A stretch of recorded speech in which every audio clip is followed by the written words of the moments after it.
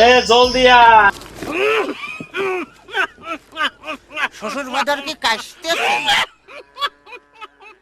আপনি কি কাশতেছেন? না, আমি হাসতেছি।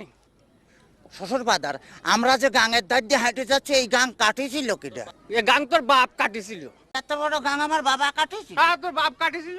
আমার বাপ কাটিছিল তো এই এত মাটি ফেলেছিল কানে?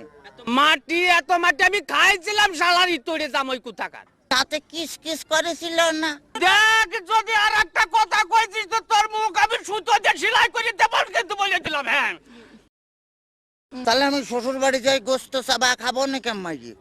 পিঠে খাবো নাকি করে, পিঠে খাবো নাকি করে।